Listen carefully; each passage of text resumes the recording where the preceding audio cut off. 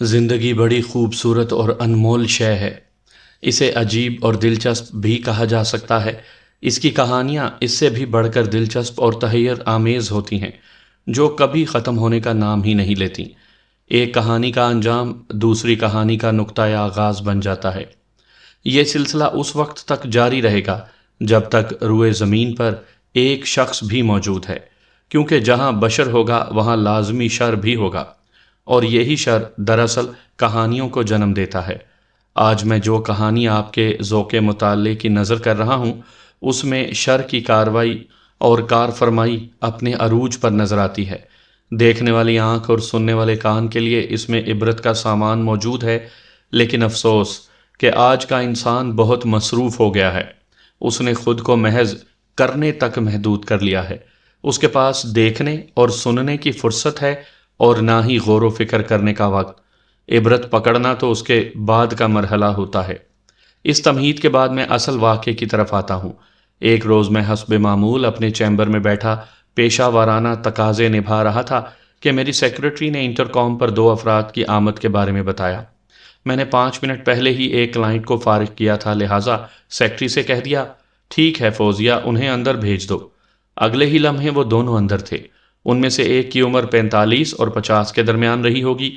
بعد ازاں معلوم ہوا کہ وہ 55 کے پیٹے میں تھا۔ وہ چھوٹے قد کا مالک ایک باریش شخص تھا، جسم متناسب اور صحت مناسب۔ اس نے صاف ستھرا شلوار سوٹ زیب تن کر رکھا تھا۔ دوسرے شخص کی عمر کا اندازہ میں نے 25 کے قریب لگایا۔ وہ ایک قد آور اور اسمارٹ نوجوان تھا۔ مائل فربہی بدن کے باوجود بھی وہ چاق و چوبند اور پرعزم دکھائی دیتا تھا۔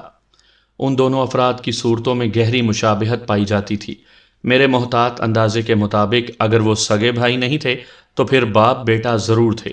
بعد ازاں میرا یہ اندازہ 100% درست ثابت ہوا۔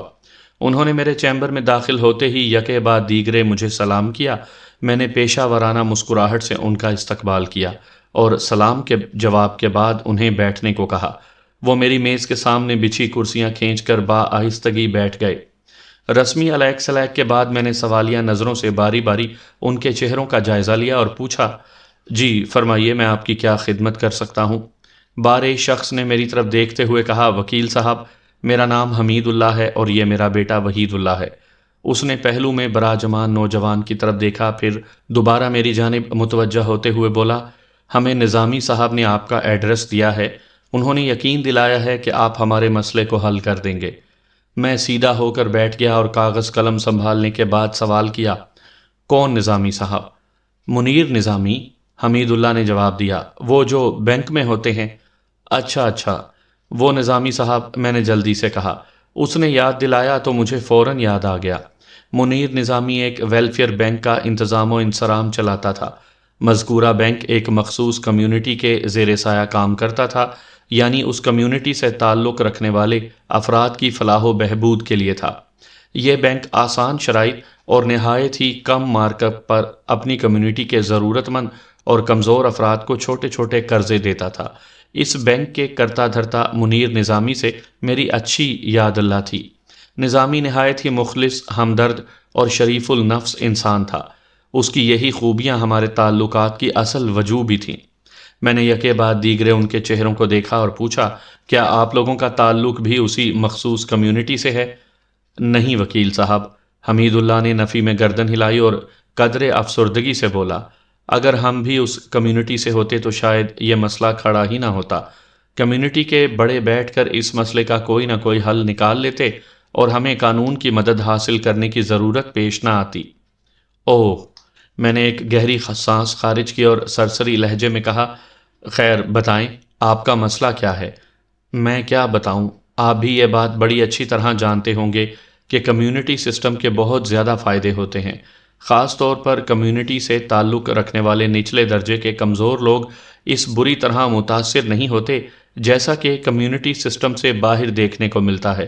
کمیونٹی کے کرتا دھرتا اپنے غریب اور کمزور تعلق داروں کی فلاح و بہبود کا بڑا خیال رکھتے ہیں۔ دنیا کا سب سے زیادہ متوازن، معقول اور طاقتور کمیونٹی سسٹم اسلام نے متعارف کروایا ہے، لیکن افسوس کہ مسلمانوں نے خود کو طبقوں، فرقوں اور لسانی گروہوں میں تقسیم کر کے اس سسٹم کا شیرازہ بکھیر دیا ہے اور اس دانستہ حماقت کا مزہ بھی چکھ رہے ہیں۔ کاش۔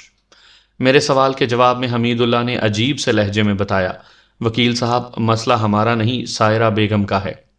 میں یہی سمجھا کہ سائرہ بیگم نامی کوئی عورت حمید اللہ کی قریبی رشتہ دار ہوگی، لہٰذا پوچھ لیا، سائرہ بیگم آپ کی کیا لگتی ہیں؟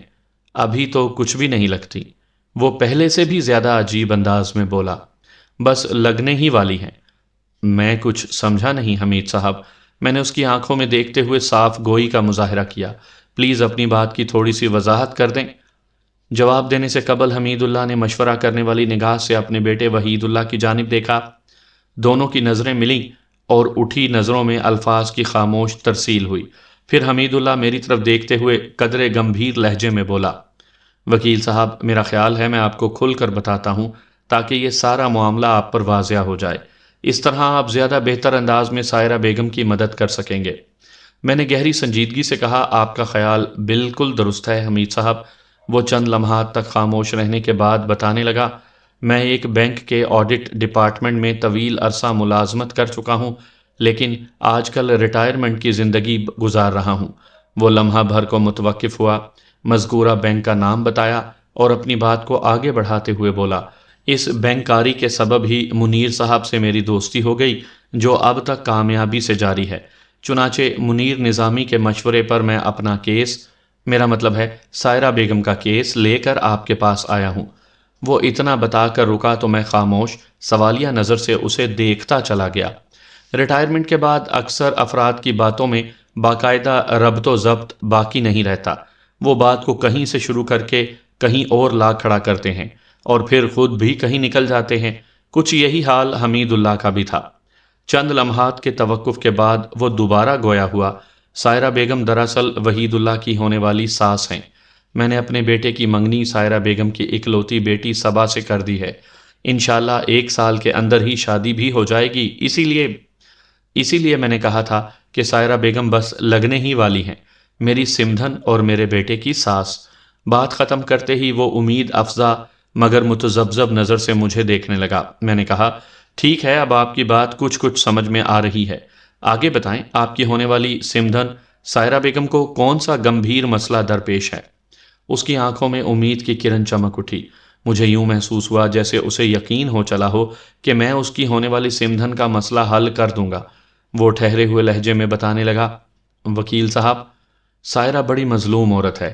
اس نے زندگی بھر بے انتہا دکھ اٹھائے ہیں۔ اگر صبا کا سہارا نہ ہوتا تو وہ پتہ نہیں کب کی مر کھپ گئی ہوتی۔ اکیلی جان کا آخر مسئلہ ہی کیا ہوتا ہے، لیکن اولاد کا درد ماں کو مر مر کر بھی جینا سکھا دیتا ہے۔ سائرہ بھی اب تک محض صبا کے روشن مستقبل کی خاطر زندہ ہے۔ اس نے انتہائی قسم پرسی کی حالت میں اپنی بیٹی کی پرورش کی ہے۔ خیر، اب تو صبا نہ صرف یہ کہ پل بڑھ کر جوان ہو گئی ہے، بلکہ تعلیم یافتہ ہونے کے سبب ایک مقامی پرائیویٹ فرم میں ملازمت بھی کر رہی ہے۔ سائرہ بیگم نے جیسے تیسے اپنی بیٹی کی تعلیم و تربیت اور پرورش کر دی۔ تعلیم کے حصول کے دوران ہی صبا ٹیوشنز وغیرہ کر کے گھر کے اخراجات میں بھی ماں کا ہاتھ مضبوط کرتی رہی۔ بہرحال یہ تو قصہ پارینہ ہے۔ حمید اللہ جملہ ادھورا چھوڑ کر خاموش ہوا تو میں نے پوچھ لیا، یہ تو بقول آپ کے قصہ پارینہ ہوا، اب ذرا قصہ تازہ ترینہ بھی بیان کر دیں۔ اس نے الجھی ہوئی نظر سے میری طرف دیکھا۔ قصہ تازہ ترینہ کے الفاظ نے اسے تذبذب میں ڈال دیا تھا۔ میں نے فوراً وضاحت کر دی، میرا مطلب ہے اس وقت آپ کی ہونے والی سمدھن جس مسئلے سے دو چار ہے، کچھ اس کی بھی بابت بتائیں۔ اس کی بابت، اس نے خیال افروز انداز میں دہرایا، پھر چند لمحے کی خاموشی کے بعد بولا، میں محسوس کر رہا ہوں سائرہ بیگم کا مشکل وقت ختم ہو چکا ہے، اب اس کے اچھے دن شروع ہونے والے ہیں۔ اگر اسے آپ کا تعاون حاصل ہو گیا تو سارے دلدر دور ہو جائیں گے۔ اس کے بعد وہ ایک مرتبہ پھر پر اسرار انداز میں خاموش ہو گیا۔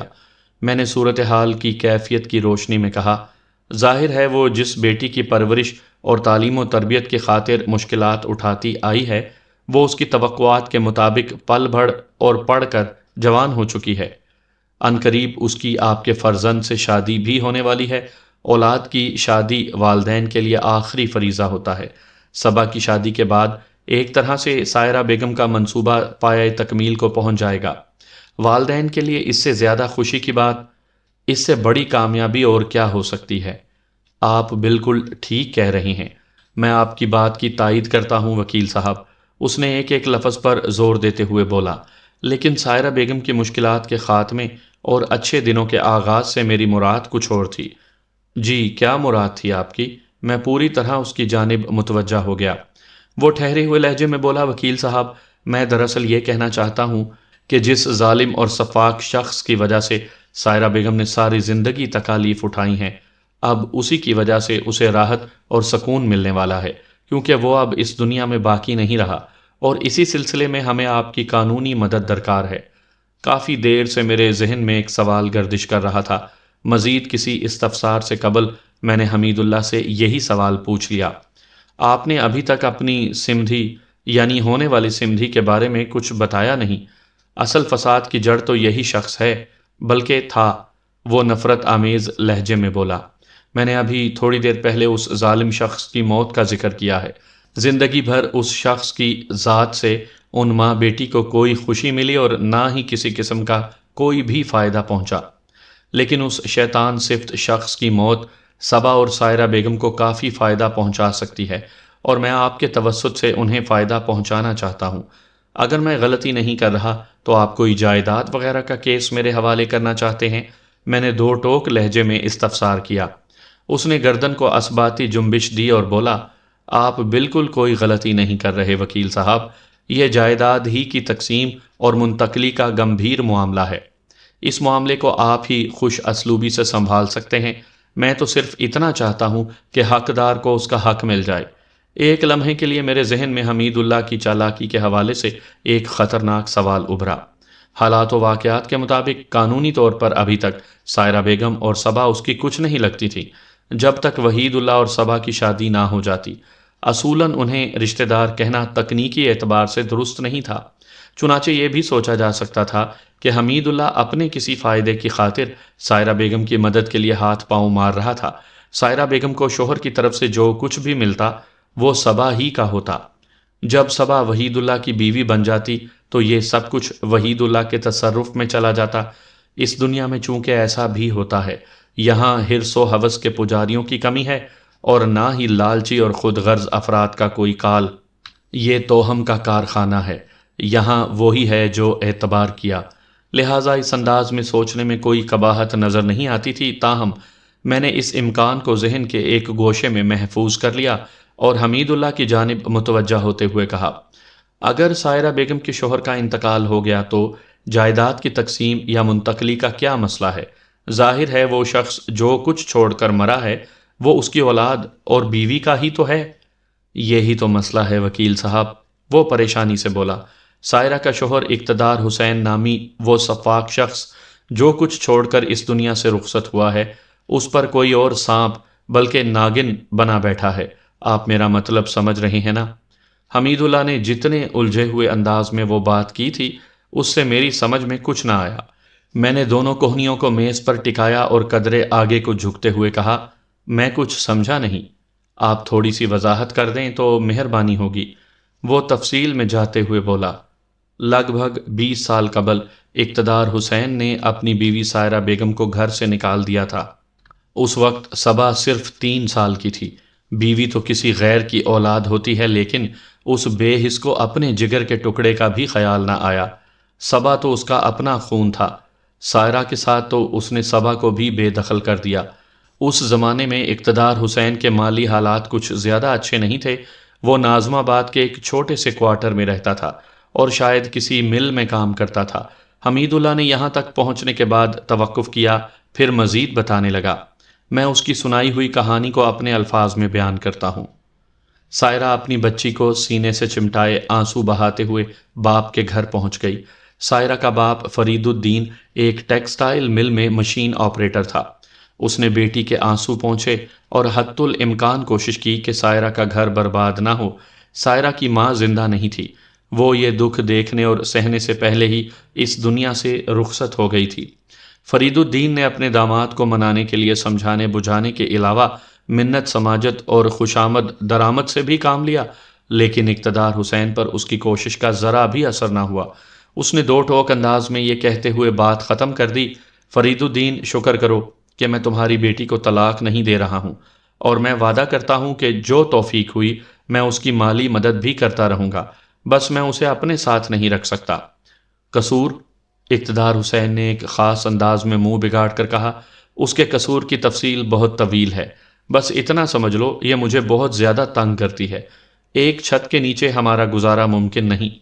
عورت کی زندگی میں اس کی قسمت اور میکا بہت اہم کردار ادا کرتا ہے، اگر قسمت اچھی نہ ہو اور اتفاق سے میکا بھی کمزور ہو تو پھر اس کی زندگی عذاب بن کر رہ جاتی ہے۔ سائرہ اس دو طرفہ مصیبت میں گرفتار تھی۔ فرید الدین ایک کمزور اور بے وسیلہ انسان تھا، اس کی عمر کا آخری حصہ شروع ہو چکا تھا اور وہ بیمار بھی رہنے لگا تھا، گھر میں اس کے سوا اور کوئی تھا بھی نہیں، لہٰذا وہ اقتدار حسین جیسے شیطان کی کمینگی کا مقابلہ نہ کر سکا۔ اگر سائرہ کا میکا مضبوط ہوتا تو اقتدار کی مجال نہیں تھی کہ ایسی بدماشی کرتا، اور اگر وہ طلاق کی دھمکی بھی دیتا تو کوئی اس سے ڈرنے والا نہیں تھا۔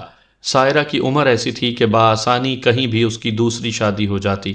بدقسمتی، کمزوری اور والدین کی شرافت نے ایک ساتھ اس پر حملہ کیا، اور وہ سوچ بچار کے بعد ایک فیصلے پر پہنچ گئی۔ پھر اس نے اپنے فیصلے سے فرید الدین کو بھی آگاہ کر دیا۔ ابو آپ زیادہ پریشان نہ ہوں، اگر اقتدار مجھے اپنے ساتھ نہیں رکھنا چاہتا تو کیا کیا جا سکتا ہے؟ پھر یہ تو میری بد نصیبی کا کمال ہے، میں نے زندگی میں کبھی شادی نہ کرنے کا پختہ ارادہ کر لیا ہے، چاہے دنیا ادھر سے ادھر ہو جائے، لیکن میں شادی کے بارے میں سوچوں گی بھی نہیں۔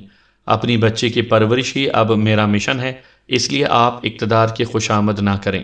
میں طلاق کا طوق نہیں پہننا چاہتی، آپ مجھے اپنے پاس ہی رکھ لیں، یقین جانیں میں آپ پر بوجھ نہیں بنوں گی، چھوٹی موٹی ملازمت کر کے میں اپنے اخراجات کا بندوبست کر ہی لوں گی۔ سائرہ کے آخری جملوں نے فرید الدین کے جگر کو پاش پاش کر دیا۔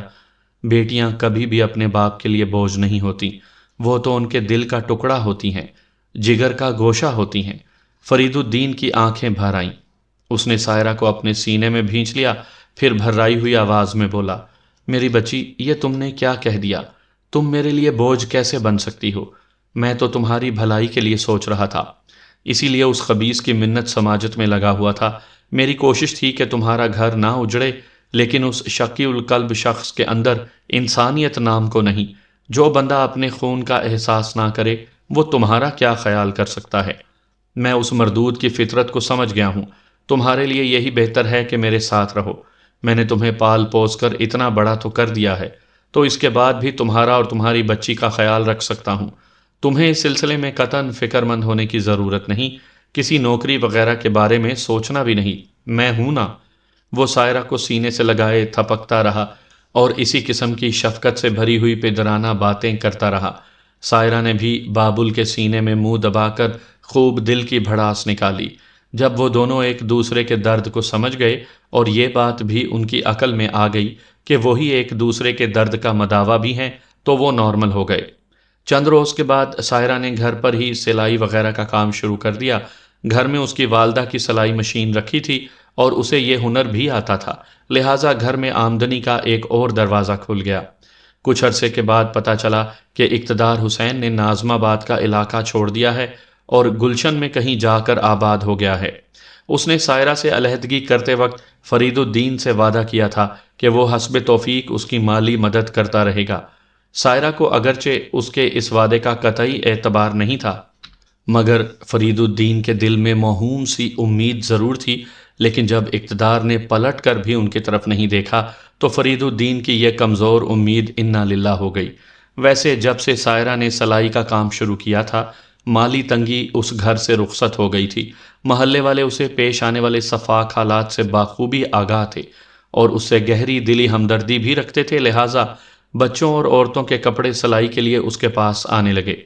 وہ بازار سے نصف ریٹ پر سلائی کر رہی تھی، اس لیے گاہکوں کو بھی فائدہ تھا اور اس کا اپنا روزگار بھی چل نکلا تھا۔ جب گھر میں پیسہ آنے لگے اور معاشی مسائل حل ہو جائیں تو خوشحالی خود بخود خیمہ زن ہو جاتی ہے۔ وقت اپنی مخصوص رفتار سے آگے بڑھتا رہا۔ سائرہ ایک لمحے کے لیے بھی صبا کی تعلیم و تربیت سے غافل نہیں ہوئی۔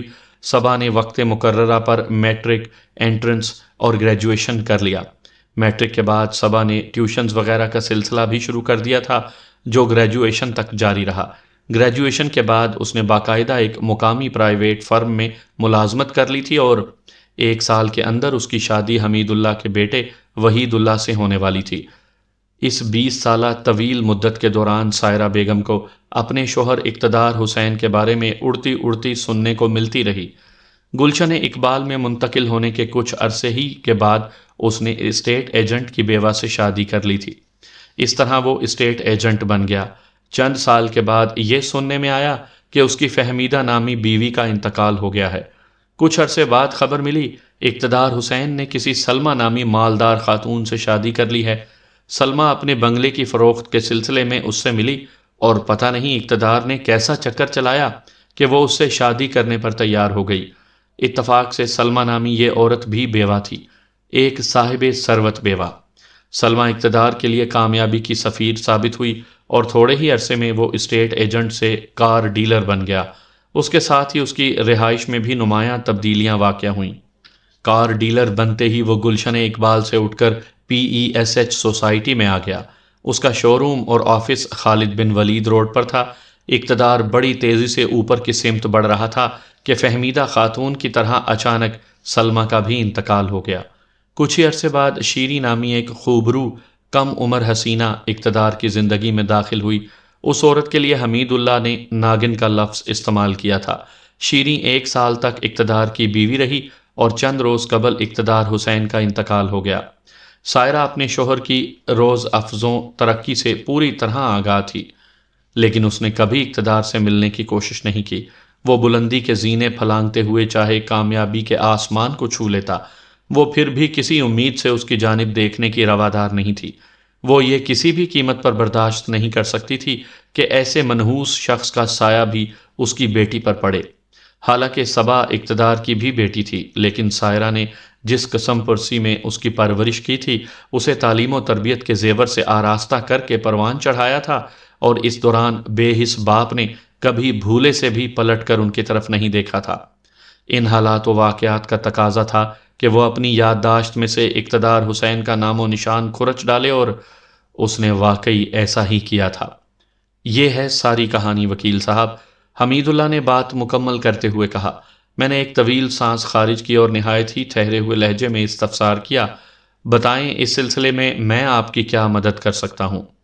آپ قانون دان ہیں، حمید اللہ نے بڑی رسانیت سے کہا، قانونی معاملات کو بڑی اچھی طرح سمجھتے ہیں۔ میں صرف اتنا چاہتا ہوں کہ سائرہ اور اس کی بیٹی صبا کو ان کا حق مل جائے۔ انہوں نے گزشتہ 20 سال میں ان گنت تکالیف اٹھائی ہیں۔ اقتدار حسین نے نہ صرف ایک عورت سے اس کا شوہر اور ایک بچی سے اس کا باپ چھین لیا تھا، بلکہ اس کے ظالمانہ رویے نے ایک طویل عرصے تک انہیں سپرد عذاب بھی کیے رکھا۔ اب اقتدار زندہ نہیں رہا، وہ لاکھوں بلکہ کروڑوں کی جائیداد کا اور کاروبار چھوڑ کر مرا ہے۔ اس کی تازہ ترین اور چوتھی بیوی بلکہ چوتھی بیوہ بلا شرکت غیرے اس کی تمام املاک پر قبضہ جما کر بیٹھ گئی ہے، اور اس میں سے ایک سلائی یا سوئی بھی کسی کو دینے کی روادار نہیں۔ آپ قانون کا استعمال کر کے ایک یتیم بچی اور ایک بیوہ عورت کو ان کا جائز حق دلوا سکتے ہیں۔ اس سلسلے میں آپ کی فیس کے علاوہ جو بھی اخراجات ہوں گے وہ میں برداشت کرنے کو تیار ہوں۔ میں گہری سوچ میں ڈوب گیا۔ اگر یہ فرض کر لیا جاتا کہ حمید اللہ کی یہ تگ و دو صرف اور صرف اپنے بیٹے کو فائدہ پہنچانے کے لیے ہے، تو بھی اس عمل کو غلط نہیں کہا جا سکتا تھا۔ وہ اپنے مطلب کی خاطر ہی صحیح کسی کا بھلا کرنے کی کوشش میں تو لگا ہوا تھا۔ بات کو کہیں سے بھی گھمائیں، صبا کی زندگی سنورنے والی تھی۔ میں نے چند لمحے سوچنے کے بعد اس سے پوچھا، کیا آپ نے اس سلسلے میں شیریں سے کوئی بات کی ہے؟ جی ہاں، میں اس سے ملاقات کر چکا ہوں، اس نے اثبات میں سر ہلاتے ہوئے کہا، پھر اضافہ کرتے ہوئے بولا، یہ ملاقات شیریں سے نہیں بلکہ اس کے ماموں سے سمجھ لیں۔ وہ دونوں موجود تھے، لیکن شیریں نے ایک آدھ جملے کے سوا کچھ نہیں کہا۔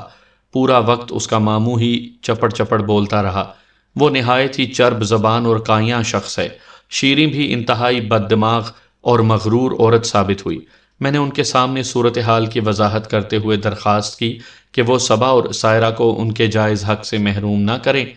ماں بیٹی کی دکھ بھری داستان سننے کے بعد ان کا دل صرف اس حد تک پسیج سکا، اگر آپ سمجھتے ہیں کہ وہ دونوں مظلوم ہیں تو ہم ہمدردی کے نام پر ان کی تھوڑی بہت مالی مدد کر سکتے ہیں۔ شیریں کے چالاک ماموں نے کہا، میں اپنے ذاتی اکاؤنٹ سے انہیں 5-10 ہزار روپے دے سکتا ہوں، باقی اقتدار حسین جو کچھ چھوڑ کر مرا ہے وہ تو سارا بیبی کا حق ہے۔ بیبی سے اس کی مراد اس کی دلکش مغرور بھانجی شیریں تھی۔ اس کی بات سن کر مجھے سخت غصہ آیا، تاہم میں نے برداشت کا مظاہرہ کیا اور متحمل لہجے میں کہا، میں آپ سے بھیک مانگنے نہیں آیا۔ جس طرح آپ کی بھانجی مرحوم کی بیوہ ہے، بالکل اسی طرح سائرہ بھی اس کی بیوہ ہے۔ دونوں بیواؤں کو برابر حق ملنا چاہیے۔ آپ کو اس سلسلے میں خدا اور رسول کے حکم کو نظر انداز نہیں کرنا چاہیے۔ برابری، مائی فٹ، شیریں چیخ کر بولی، پھر نفرت انگیز لہجے میں بولی، میں کسی سائرہ وائرہ کو نہیں جانتی۔ اقتدار نے کبھی اپنی کسی بیوی کا ذکر نہیں کیا۔ وہ لمحے بھر کو رکی، پھر ٹٹولتی ہوئی نظر سے مجھے دیکھتے ہوئے بولی، مجھے لگتا ہے آپ کوئی فراڈ قسم کے آدمی ہیں، ہمیں بیوقوف بنا کر اقتدار کے ترکے سے کچھ ہتھیانا چاہتے ہیں۔